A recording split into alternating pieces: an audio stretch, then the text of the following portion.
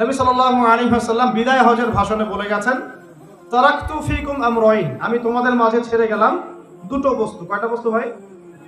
লাম তাদিল্লু মা তামাসসাকতুম বিহিমা, তোমরা কোনোদিন পথভ্রষ্ট হবে না যতদিন পর্যন্ত এই দুটোকে আঁকড়ে ধরে থাকবে। এক, কিতাব আল্লাহ, আল্লাহর কিতাব মানে আল কোরআন, ওয়া সুন্নাতে নবীহি, এবং তার নবীর সুন্নাত মানে হাদিস। কোরআন এবং সুন্নাহ নবী সাল্লাল্লাহু আলাইহি ওয়াসাল্লাম রেখে গেলেন, আমাদেরকে বললেন দুটোকে শক্ত করে আঁকড়ে ধরে থাকতে। অন্য হাদিসে নবীজি বলছেন মারির দাঁত দিয়ে কামড়ে ধরে থাকবে।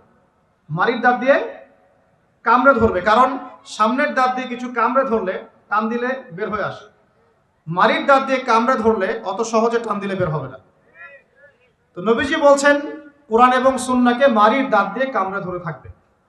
এখন আমরা যে বিষয় থেকে এখানে আসলাম, যে আল্লাহ রাব্বুল আলামিন আমাদেরকে যে পুরো জীবন দিয়েছেন, এই জীবনের মধ্যে যৌবন যত গুরুত্বপূর্ণ, আমাদের পুরো বছরের মধ্যে রমজান মাস কিন্তু তার চাইতে বেশি গুরুত্বপূর্ণ। রমাদানের সওম ফরজ হয়েছে দ্বিতীয় হিজরিতে। কত হিজরি ভাই? দ্বিতীয় হিজরি আবার কি? আল্লাহর নবীর নবুয়ত জীবন 23 বছর। কত বছর? এই 23 বছরের প্রথম 13 বছর তিনি ছিলেন মক্কায়। কোথায়? পরের 10 বছর ছিলেন কোথায়? মদিনায়। এই যে মদিনায় হিজরত করলেন তিনি, হিজরত মানে স্থানান্তরিত হলেন, এই হিজরতের প্রথম বছরটাকে বলা হয় প্রথম হিজরি, হিজরতের দ্বিতীয় বছরটাকে বলা হয় দ্বিতীয় হিজরি। এই দ্বিতীয় হিজরিতে আল্লাহ রাব্বুল আলামিন রমজান মাসের রোজাটা ফরজ করেছেন। তার আগে কি ফরজ ছিল তাহলে? তার আগে ফরজ ছিল আশুরা রোজা। কিসের রোজা? আশুরা রোজার নাম শুনেছেন তো? কোনটা? হ্যাঁ, যেদিনে মুসা আলাইহিস সালাম এবং বনু ইসরাইলকে আল্লাহ পাক ফেরাউনের বাহিনী থেকে নাজাত দিয়েছে, এটা না? আচ্ছা, এটা আগে ফরজিয়াতের পর্যায়ে ছিল। যখন রমাদানের সওম ফরজ করা হয় তখন এটা নফল হয়ে গেল, এবং গুরুত্বপূর্ণ নফল। এখন দ্বিতীয় হিজরিতে শুধুমাত্র রোজাই কিন্তু ফরজ হয়নি, আরো দুইটা জিনিস হয়েছে যেটা অনেকে আলোচনায় নিয়ে আসেন না। দ্বিতীয় হিজরিতে 3টা জিনিস আমরা পেয়েছি। কয়টা ভাই? 3টা। এক, আগে আমরা নামাজ পড়তাম বাইতুল মাকদাস বা বাইতুল মাকদিস, ওই যে জেরুজালেম, সেদিকে মুখ করে নামাজ পড়তাম। ওইটা ছিল আমাদের কেবলা। কেন কেবলা ছিল? কারণ সমস্ত আম্বিয়া কেরামের বেশিরভাগই সেখানে এসেছেন, এবং সেখান থেকে নবী সাল্লাল্লাহু আলাইহি ওয়াসাল্লামকে মেরাজে নিয়ে যাওয়া হয়েছে, এবং ওই জায়গাটা বরকতময়। আমাদের প্রথম কেবলা ছিল বাইতুল মাকদিস, একটা বরকতময় জায়গা, যেই জায়গাকে কেন্দ্র করে শেষ জামানায় বহু ঘটনা ঘটবে। দেখবেন ওখানে যারা অধিবাসী তারাই দাজ্জালকে ফলো করবে, এবং ঈসা আলাইহিস সালাম ইনশাআল্লাহ সেই জায়গা থেকে সারা বিশ্বে ইসলামিক রেভলিউশন ক্রিয়েট করবেন। 40 বছর তিনি এই পুরো বিশ্ব শাসন করবেন। নবী ঈসা আলাইহিস সালাম কোত্থেকে? এই জেরুজালেম থেকে। এগুলো অচির হবে, এবং দাজ্জালকে সেখানেই হত্যা করা হবে। বলে সুবহানাল্লাহ। এই জায়গাটা অনেক গুরুত্বপূর্ণ। এই কারণেই তো জিউসরা সব ওইখানে গিয়ে ঘাঁটি কেড়েছে, এই মুসলমানদেরকে মেরে কেটে বের করে দিচ্ছে, দিয়ে ওরা বসতি করা শুরু করেছে। কিন্তু এটাই হবে পৃথিবীর ইতিহাসে তাদের সর্বশেষ বসতি। বলেন আল্লাহু আকবার। এটা হবে পৃথিবীর ইতিহাসে, মানব সভ্যতার ইতিহাসে তাদের সর্বশেষ বাসস্থান। এরপরে কোনো বাসস্থান নাই। এরপর আল্লাহ রাব্বুল আলামিন ঈসা ইবনে মারইয়ামের হাত দিয়ে তাদের এক একজনকে এখান থেকে বের করে দিবেন ইনশাআল্লাহ। ঈসা ইবনে মারইয়াম সেখানে ইসলামিক রেভলিউশন ক্রিয়েট করবেন অচিরে। কত বছর পরে আল্লাহ ভালো জানেন, কিন্তু এটা হবে, না হয় কিয়ামত হবে না ইনশাআল্লাহ। ওই দিকে মুখ করে আমরা আগে নামাজ পড়তাম। কেন?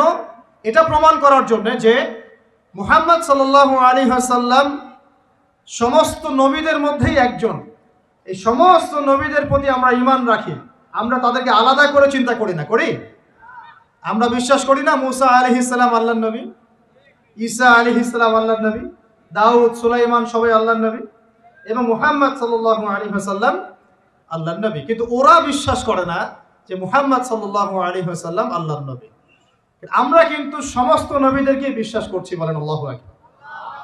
তো এখন দেখেন, এই একাত্মতা পোষণ করার জন্য আমরা কিন্তু প্রথম কেবলা ছিল আমাদের কোন দিকে? বাইতুল মাকদিসের দিকে। যখন ইহুদিরা মুহাম্মদ সাল্লাল্লাহু আলাইহি ওয়াসাল্লামকে দেখেও চিনল না, মদিনায় পেয়েও তার দ্বীন ইসলাম কবুল করলো না, তাকে শেষ নবী বলে স্বীকার করলো না, তখন আল্লাহ রাব্বুল আলামিন নবী সাল্লাল্লাহু আলাইহি ওয়াসাল্লামকে বললেন, তোমার চেহারা এখন ঘুরিয়ে নাও কাবার দিকে। বলেন সুবহানাল্লাহ। এই যে রমজান মাসে আমরা নতুন একটা দিক পেলাম, নতুন এক কেবলা পেলাম, নতুন একটা জাতি গঠন করলাম। আল্লাহু আকবার। রমজান মাস শুধু রোজা দেয় নাই, একটা জাতির ঐক্য দিয়েছে। বলেন সুবহানাল্লাহ। এই কথাটা অনেকে বলে না। রমজানে রোজা ফরজ হয়েছে, পাশাপাশি একটা নতুন জাতির উত্থান ঘটেছে। তার নাম কোন জাতি? মুসলিম জাতি। যে জাতি সমস্ত নবীদেরকে আল্লাহর নবী বলে স্বীকার করে। ইব্রাহিম আলাইহিস সালাম আল্লাহর নবী, আমরা তাও স্বীকার করি। দাউদ, সুলাইমান, মুসা, ঈসা সবাই আল্লাহর নবী, আমরা স্বীকার করি। তাওরাত, জাবুর, ইনজিল সমস্ত কিতাব আল্লাহ নাজিল করেছেন, আমরা স্বীকার করি। তবে আমরা বিশ্বাস করি এই কিতাব এবং রাসূলগণ একটা নির্দিষ্ট সময়, নির্দিষ্ট গোত্রের জন্য প্রযোজ্য ছিলেন। যখন মানুষ সেই আসমানি কিতাব বিকৃত করা শুরু করেছিল, আল্লাহ পাক নতুন কিতাব নাজিল করেছেন। এরই ধারাবাহিকতায় আল্লাহ পাক সর্বশেষ নবী মুহাম্মদুর রাসূলুল্লাহ সাল্লাল্লাহু আলাইহি ওয়াসাল্লামকে শেষ নবী করেছেন, যার পরে আর কোনো নবী নাই। এবং তার কাছে নাজিল করেছেন আল কোরআন। এই কোরআনের পরেও কোনো কিতাব নাই। এই যে একটা ইস্যু চলে মাঝে মাঝে, কিছু মানুষ আল্লাহর নবীর পরে নবুয়ত দাবি করে না, করে কি না? আপনারা মনে করেন যে এটা হচ্ছে একটা ধর্মতাত্ত্বিক ইস্যু। অনেকেই এটা মনে করে, বেশিরভাগ মানুষই মনে করে এটা একটা রিলিজিয়াস ইস্যু, তাই না? ধর্মতাত্ত্বিক ইস্যু। আসলে এটা একটা জিওপলিটিক্যাল ইস্যু, এটা একটা ভূ রাজনৈতিক ইস্যু। এটা শুধু ধর্মতাত্ত্বিক ইস্যু নয়। এই যে কয়দিন আগে মারামারি হলো না, আমরা তো অনেক খতমে নবুয়ত নিয়ে অনেক কথা বলছি না? আমরা তো বিশ্বাস করি মুহাম্মদ সাল্লাল্লাহু আলাইহি ওয়াসাল্লাম সর্বশেষ নবী, তারপরে কোনো নবী নেই। কিন্তু ভণ্ড নবী আসবে 30 জন। কতজন? বাংলাদেশে এই পাঞ্জাবকে কেন্দ্র করে এই ইংরেজ আমলে যে ঘটনাগুলো ঘটেছে, পাঞ্জাবি একজন মায়ের সন্তান বলেছে আমি মাহদি, আমি ঈসা, পরে বলেছে সেই নাকি নবী। নাউজুবিল্লাহ। তো এই ঘটনাটাকে আপনারা মনে করেন, বেশিরভাগ মানুষ মনে করেন যে এটা হচ্ছে একটা ধর্মতাত্ত্বিক ইস্যু। আসলে এই বিষয়টা হচ্ছে একটা জিওপলিটিক্যাল ইস্যু, ভূ রাজনৈতিক ইস্যু। এটার মধ্য দিয়ে একটা পলিটিক্স চলছে, সূক্ষ্ম পলিটিক্স। কেন একটা মানুষ এই দাবি করার সাহস পাবে একটা মুসলিম উম্মার মধ্যে, একটা মুসলিম সমাজের মধ্যে এরকম দাবি করার সাহস পাবে কিভাবে? একটা এলাকায় মনে করেন সবাই খাস পর্দা করে, ওখানে একটা মেয়ে কি একদম বিকিনি পরে বের হওয়ার সাহস পাবে? যখন সাহস পাবে তখন বুঝতে হবে ওর পিছনে অনেক শক্তিধর কোনো শক্তির হাত আছে। আদারওয়াইজ সে তো সাহস পেত না। বুঝতে পারছেন না কথা? এখানে মনে করি কেউই মাদক সেবন করে না, সবাই মাশাআল্লাহ মুত্তাকি মানুষ। ওপেনে একজন মানুষ মদের বোতল খুলে মদ খাওয়া শুরু করে। এই সাহসটা যে পেল, নিশ্চয়ই পিছনে কোনো শক্তি আছে। হয় শয়তানি আছে, অথবা না হয় তার কোনো ইকোনমিক পাওয়ার আছে, না হলে কোনো জিওপলিটিক্যাল শক্তি আছে। এই ইস্যুটা শুধুমাত্র ধর্মতাত্ত্বিক ইস্যু নয়, এর পিছনে একটা পুরো ভূ রাজনৈতিক ইস্যু আছে। এটা বুঝবে কারা? যারা খিদির, যারা শেষ জামানার খিদির, যারা শুধু বাইরের চোখ দিয়ে দেখে না, যারা ভিতরের চোখ দিয়ে দেখতে পারে। আমার কথা কঠিন মনে হচ্ছে কি? যারা শুধু বাইরের চোখ দিয়ে দেখে না, ভিতরের চোখ দিয়েও দেখতে পারে, এরা বুঝতে পারবে ইনশাআল্লাহ। অনেক সময় অমুসলিম ভাইয়েরাও ভিতরের চোখ দিয়ে দেখা শুরু করেছে এখন। হ্যাঁ, কোন কোন ক্ষেত্রে মুসলিমরাই ভিতরের চোখ দিয়ে দেখতে পাচ্ছে না, অমুসলিমরা দেখতে পাচ্ছে। কারণ আমাদের ভেতরটা তো এখন মানে করাপ্টেড হয়ে গেছে। অহংকার, রিয়া, গীবত, তমত, হিংসা, বিদ্বেষ, আমাদের কলব তো মরে শেষ। কলব মরে গেলে ভিতরের চোখ দিয়ে আমরা দেখবো কিভাবে? আল্লাহ রাব্বুল আলামিন আমাদের সবাইকে ভিতরের চোখ জিন্দা করার তৌফিক দান। প্রিয় ভাইরা, রমজান মাসে শুধু রোজা ফরজ হয়নি, সর্বপ্রথম যেটা হয়েছে কেবলা পরিবর্তন করে দেয়া হয়েছে। কেবলা পরিবর্তন মানে কি? কেবলা পরিবর্তন মানে হচ্ছে একটা নতুন জাতিগত উত্থান। বলি আল্লাহু আকবার। এরপরে আমরা আর পিছনে ফিরে তাকাই নাই। ইহুদিরা মুহাম্মদ সাল্লাল্লাহু আলাইহি ওয়াসাল্লামকে স্বীকার করলো কিনা ভ্রুক্ষেপও করতে যায় নাই। আমরা আমাদের গতিতে এগিয়ে গেছি। মাত্র 10 থেকে 12 বছরের মধ্যেই, 12 বছর না, মাত্র 8 থেকে 10 বছরের মধ্যেই যেই মক্কা থেকে আমরা বিতাড়িত হয়ে মদিনায় গিয়েছিলাম, সেই মক্কা আবার দখল করেছে আলহামদুলিল্লাহ।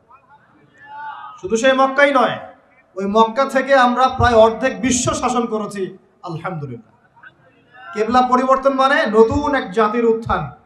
আমরা কি রমজানে জাতিগত উত্থান দেখতে পারবো ইনশাআল্লাহ? তো একটা জাতি কখন উন্নতি করবে? যখন জাতির জনগণ ভিতর থেকে মুত্তাকি হবে, আমরা ভিতর থেকে নামাজি হব, আল্লাহওয়ালা হব, আমানতদার হব, সৎ হব, আমরা হারাম ছেড়ে দিব, দুর্নীতি ছেড়ে দিব, অন্যের ক্ষতি করব না, একটা সম্প্রীতির সমাজ করব, তখন না আমরা ইনশাআল্লাহ উত্থান করবো, নাকি ভাই? যদি আমরা একে অপরের সাথে হানাহানি, মারামারি, কাটাকাটি করি, হিংসা বিদ্বেষ, গীবত, তহমত, হারাম খাই, মাপে কম দেই, দুর্নীতি করি, অন্যের ক্ষতি করি, হ্যাঁ, হত্যা, রাহাজানি, ছিনতাই, এগুলোতে লিপ্ত থাকি, এই জাতিকে উন্নতি করতে পারবে ভাই? সবচেয়ে বড় কথা, যদি আমরা জ্ঞান অর্জন না করি, আমরা কি উন্নতি করতে পারবো? শুধু কি অর্থ দিয়ে উন্নতি করা যায়?